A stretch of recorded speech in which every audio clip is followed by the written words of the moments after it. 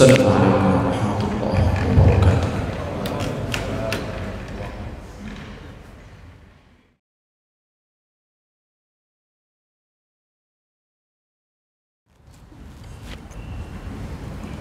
Innal hamdalillah nahmaduhu wa nasta'inuhu wa nastahdihi wa nastaghfiruh wa na'udzu billahi min shururi anfusina wa sayyiati a'malina. Man yahdihillahu fala mudilla lahu wa man yudlil fala hadiya lahu. Asyhadu an la ilaha illallah wahdahu la syarika lahu wa asyhadu anna Muhammadan abduhu wa rasuluhu la nabiyya ba'dahu. Allahumma salli ala Muhammad wa ala alihi wa ashabihi wa dhurriyyatihi wat tabi'in wa tabi'ihim lahum bi ihsanin ila yaumiddin.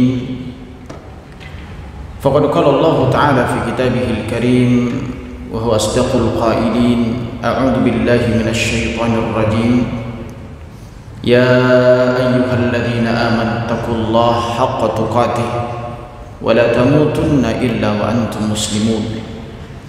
Wa qala aidan ya ayyuhalladzina amanu taqullaha wa qulu qawlan sadida yuslih lakum a'malakum wa yaghfir lakum dhunubakum wa man yuti'illaha wa rasulahu faqad faza fawzan 'azima.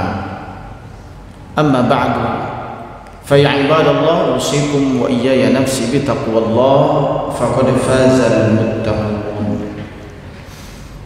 Ma'asyiral muslimin, sidang Jumat yang berbahagia, puji serta syukur mari senantiasa kita panjatkan kehadirat Allah Jalla wa Ala atas segala karunia yang Allah berikan kepada kita semua.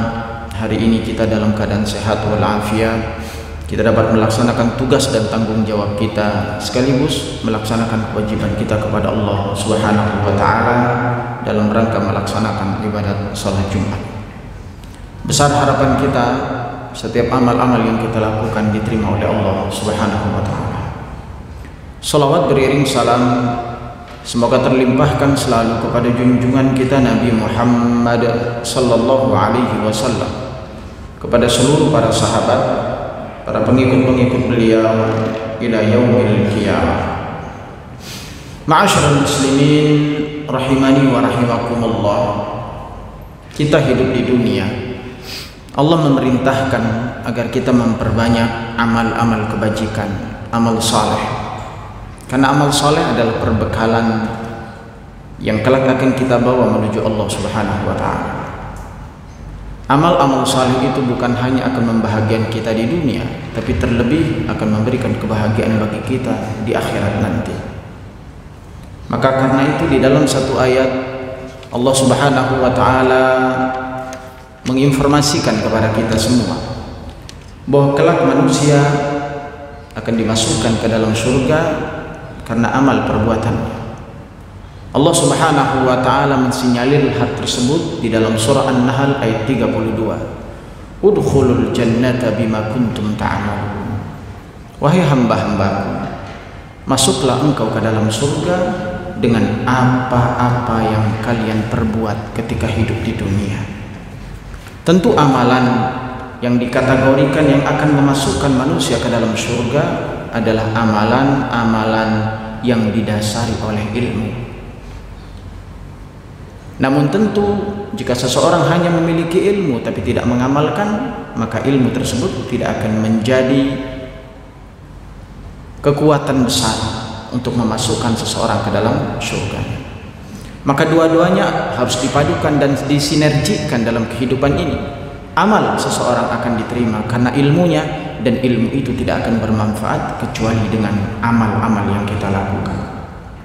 Maka tentunya ma'asyiral muslimin rahimani wa rahimakumullah, amal-amal tersebut tentunya amal berupa keimanan dan ketakwaan kepada Allah Subhanahu wa taala, amal berupa amalan-amalan anggota badan kita ataupun kemudian lisan kita, dan tentunya yang terpenting adalah amalan-amalan hati yang ada di dalam hati kita masing-masing.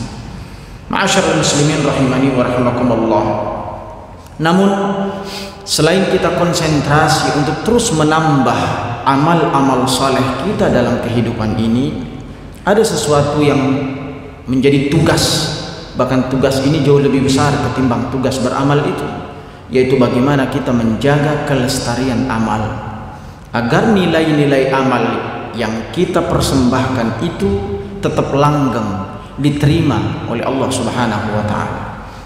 Karena ternyata banyak orang-orang yang beramal, namun pada akhirnya amal-amal yang dilakukan itu tidak bernilai apa-apa di mata Allah Subhanahu wa taala. Dan tentunya itu merupakan sebuah kerugian yang besar yang dialami oleh setiap manusia, terutama orang-orang muslim tentunya. Waktunya terbuang, kesempatannya, tenaganya, namun ternyata di hadapan Allah tidak bernilai apa-apa. Wal'iyadu billah. Ma'asyiral muslimin, ikhwanil a'izza rahimani wa rahimakumullah. Karena itu, ma'asyiral muslimin, jelas setelah Allah memberikan kemampuan dan kekuatan kita untuk melakukan amal saleh, setelah Allah memberikan kemampuan dan kekuatan kepada kita untuk berzikir kepadanya, setelah Allah memberikan kemampuan dan kekuatan untuk bersyukur atas segala nikmat-nikmatnya, maka tentu kita harus waspada, khawatir bahwa amal-amal yang kita lakukan itu tidak bernilai apa-apa di mata Allah Subhanahu wa ta'ala. Karena itu ada beberapa usaha-usaha yang harus kita perhatikan dalam kehidupan ini agar senantiasa amal yang kita lakukan itu tetap terjaga dan tentunya akan tetap tertulis sebagai amal saleh di hadapan Allah Subhanahu wa ta'ala.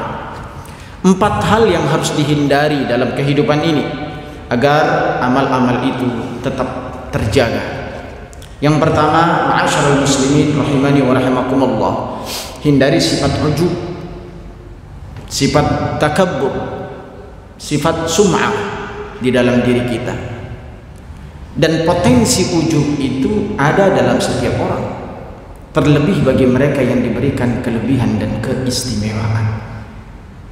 Masalah ujub ini bukan hanya terkait dengan materi semata. Ada yang kaya, ujub dengan kekayaannya, tubuhnya yang bagus, ujub dengan tubuhnya yang bagus. Tapi ada satu yang berbahaya, yaitu ujub dengan amal-amal saleh yang dilakukannya. Maka karena itu, ma'asyiral muslimin rahimani wa rahimakumullah, Syekh Muhammad bin Shalih Utsaimin pernah berkata, al-ujubu muhbatul lil a'mal, bahwa ujub itu akan membatalkan amal seorang hamba.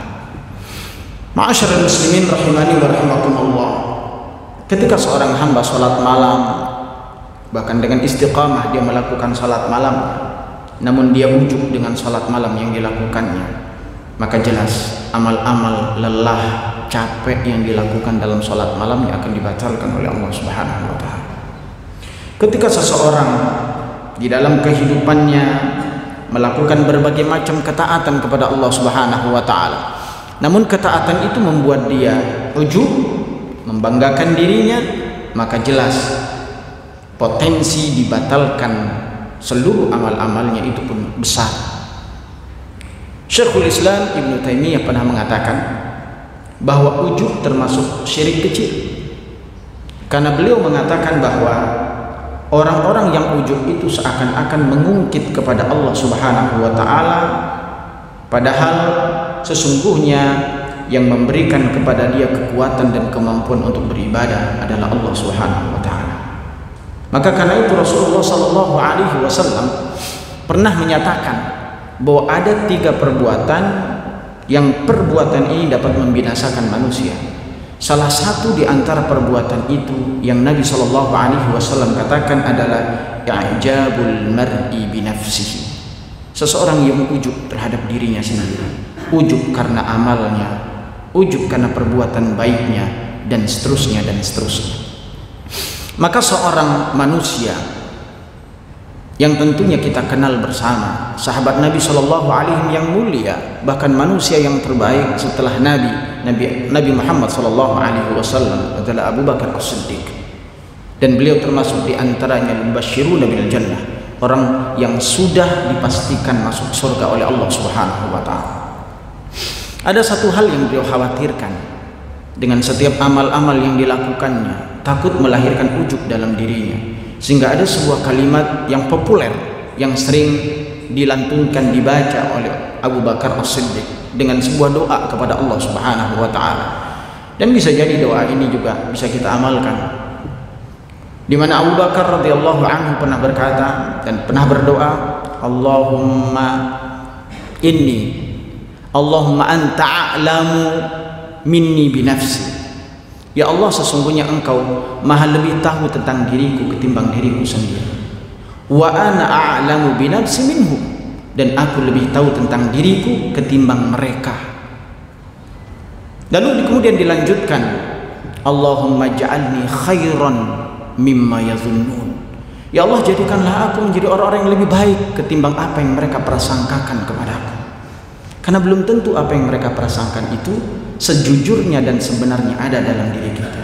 Lalu kemudian beliau berkata, waghfirli mimma la ya'lamun, dan ampuni dosaku ya Rabb terhadap sesuatu yang mereka tidak ketahui terhadap diriku. Wala tu'akhidni bima yaqulun, dan jangan kau hukumi aku terhadap apa-apa yang mereka katakan. Karena bisa jadi faktanya orang menganggap diri kita baik, namun sesungguhnya belum tentu sebaik apa yang mereka perkirakan kepada kita, atau bahkan mungkin sebaliknya, apa yang mereka perkirakan kepada kita jauh dibandingkan apa yang sesungguhnya ada dalam diri kita. Maka Rasulullah menyatakan, wala tuzakku anfusakum, jangan pernah merasa diri kita suci, merasa diri kita yang terbaik dari yang lain, tapi berusahalah untuk menjadi orang-orang yang terbaik. Ma'asyiral muslimin rahimani wa rahimakumullah. Kemudian yang kedua yang harus kita perhatikan, selain kita memperhatikan amal-amal saleh kita, adalah bagaimana kita agar senantiasa kita memiliki rasa takut kepada Allah Subhanahu wa taala, bukan hanya saat dalam keadaan ramai, tapi juga lebih utama adalah saat dalam kesendirian. Karena potensi manusia memperbaiki diri terlihat indah di mata orang itu ketika ramai, bahkan kemudian terlihat saleh, namun tidak menjadi sebuah keyakinan dan kepastian ketika seseorang itu berada dalam kesendirian. Ketaatan itu sama, bahkan lebih baik ketimbang saat dalam keadaan ramai. Berapa banyak orang-orang yang terlihat saleh di hadapan orang lain, namun ternyata saat dalam kesendirian dia tidak mampu menjaga kesalehannya.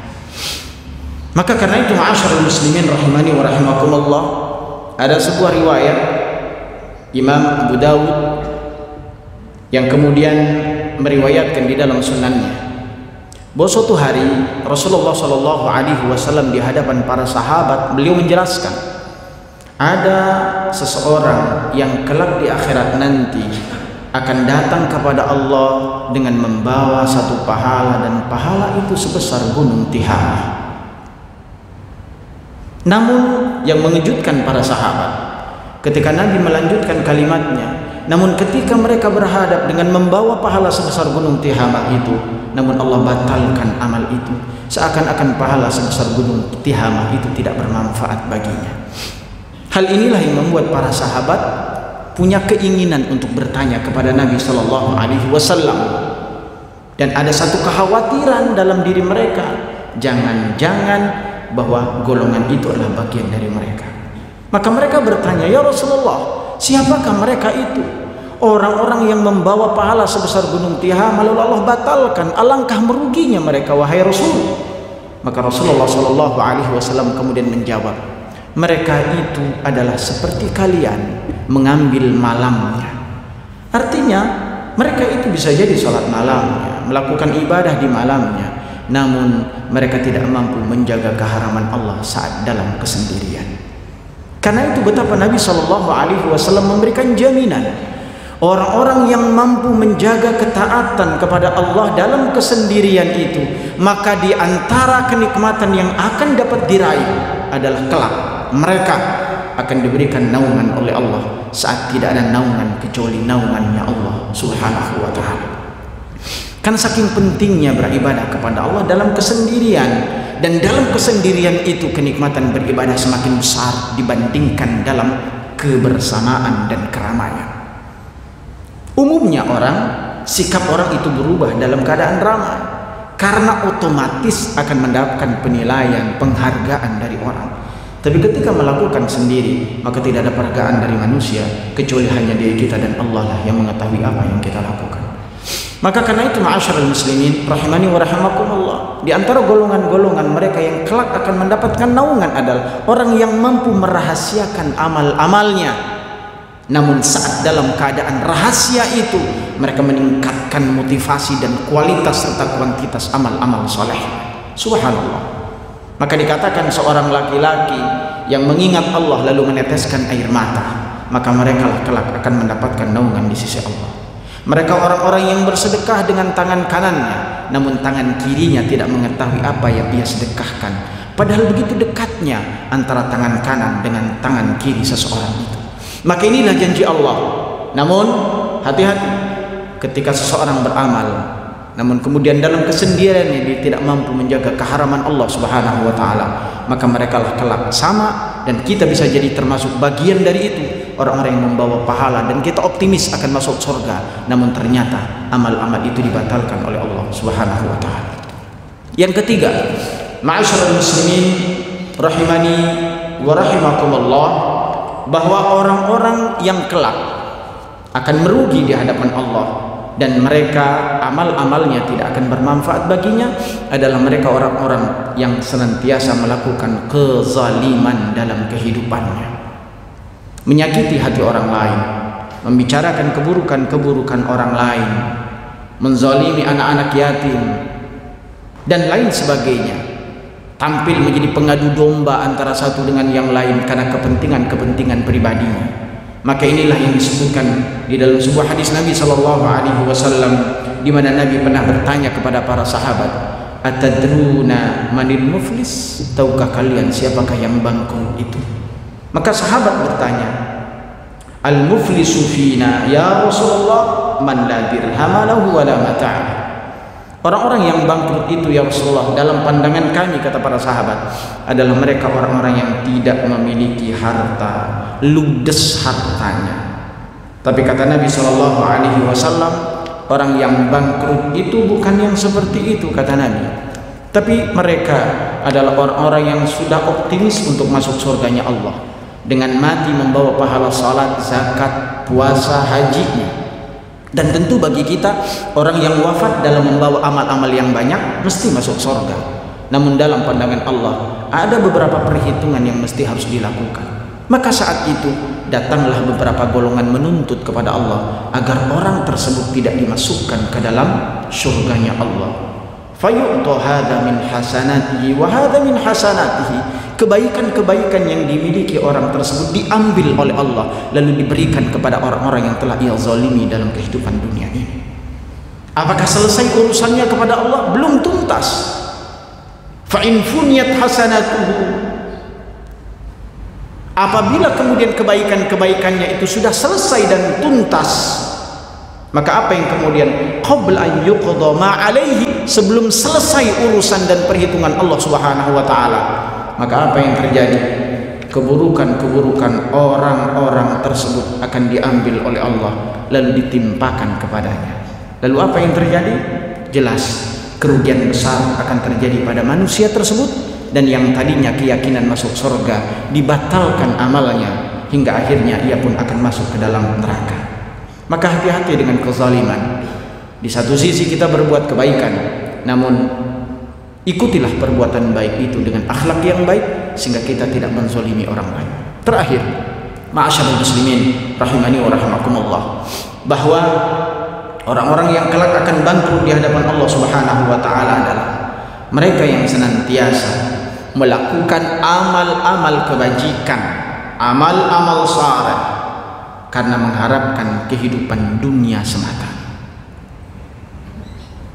Allah Subhanahu wa taala berfirman di dalam salah satu ayat Al-Qur'an surah Hud ayat 15 dan 16, di mana Allah Subhanahu wa taala menjelaskan, dan di sini Allah mensinyalir tentang adanya manusia yang beramal saleh karena ingin mendapatkan keuntungan dunia. Mungkin banyak orang-orang yang beribadah duha karena ingin kaya. Ada orang-orang yang melaksanakan salat malam tanpa putus-putusnya karena ingin proyeknya tembus, dan banyak lagi yang lain. Intinya bahwa mereka menginginkan kehidupan dunia. Maka lihat surat Hud ayat 15 dan 16, Allah Subhanahu wa taala berfirman, "Wa man kana yuridul hayatad dunya wa zinataha nuwaffi ilaihim a'maluhum fiha wa hum fiha la yubkhasun." Allah hargai perbuatan-perbuatan baik manusia untuk kehidupan dunianya, tapi hanya sebatas menggantikan keinginan itu dengan apapun, dan Allah tidak akan memberikan kerugian kepadanya. Apakah kemudian apa yang diinginkan Allah akan berikan? Allah akan berikan. Tapi lihat kemudian ayat berikutnya, ulaika alladzina laisa lahum fil akhirati illa an-nar. Tidak ada tempat kecuali bagi mereka di akhirat nanti kecuali neraka. Karena apa yang sudah diinginkan Allah sudah berikan. Lalu wa habita ma sana'u fiha wa batilum ma kanu ya'malun. Lalu Allah kemudian menyambung habita ma sana'u, habis, hilang, runtuh amal-amalnya. Lalu kemudian batal semua apa yang pernah mereka lakukan dalam kehidupan dunia. Karena itu yang terpenting dalam kehidupan kita, beramallah untuk Allah, maka Allah lah yang akan memberikan penilaian apapun yang layak bagi kita. Wa qul i'malu fasayarallahu 'amalakum wa rasuluhu wal mu'minun ila akhiril ayat. Berbuatlah, cukup Allah yang menjadi penilai dalam kehidupan ini, dan Allah lah yang akan memberikan kelayakan penghargaan seperti apa, karena Allah yang maha tahu terhadap apa yang kita perbuat dalam kehidupan ini. Ma'asyiral muslimin rahimani wa rahimakumullah, maka inilah beberapa hal yang perlu untuk kita perhatikan dalam kehidupan ini. Semoga kita tidak hanya memusatkan konsentrasi kita untuk terus meningkatkan amal dan meningkatkan amal, tapi kita tidak khawatir amal kita akan hilang dengan perbuatan dan pekerjaan serta amal-amal yang kita tidak hindari dalam kehidupan ini. Aqulu qawli hadza wa astaghfirullahal azim li wa lakum wa lisairil muslimin wal muslimat fastaghfiruh innahu huwal ghafurur rahim.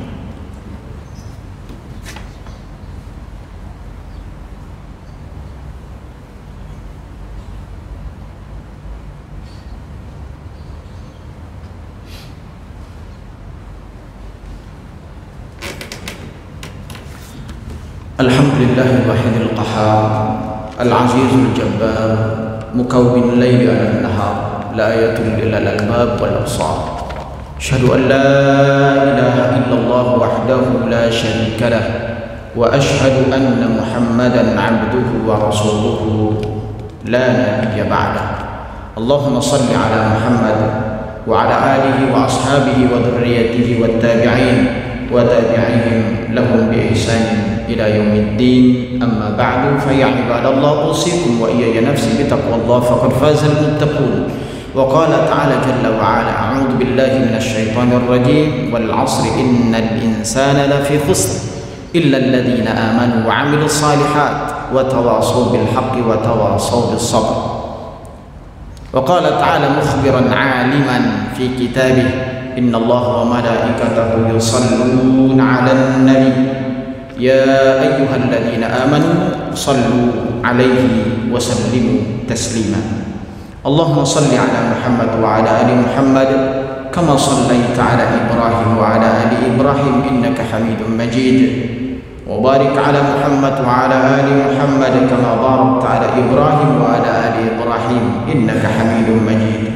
Allahumma ighfir lil mu'minina wal mu'minat wal muslimina wal muslimat الأحياء منهم والأموات برحمتك يا أرحم الراحمين إنك سميع قريب مجيب الدعوات فيا قاضي الحاجات ويا غافر المهمات. اللهم تقبل أعمالنا يا رب العالمين. اللهم وتب علينا إنك أنت التواب الرحيم. اللهم أصلح ولاة أمورنا يا رب العالمين واجعلنا من التوابين واجعلنا من المتطهرين. ربنا آتنا في الدنيا حسنة وفي الآخرة حسنة وقنا عذاب النار. عباد الله إن الله يأمر بالعدل والإحسان وإيتاء ذي القربى وينهى عن الفحشاء والمنكر والبغي يعظكم لعلكم تذكرون فاذكروا الله العظيم يذكركم واشكروه على نعمه يزدكم ولذكر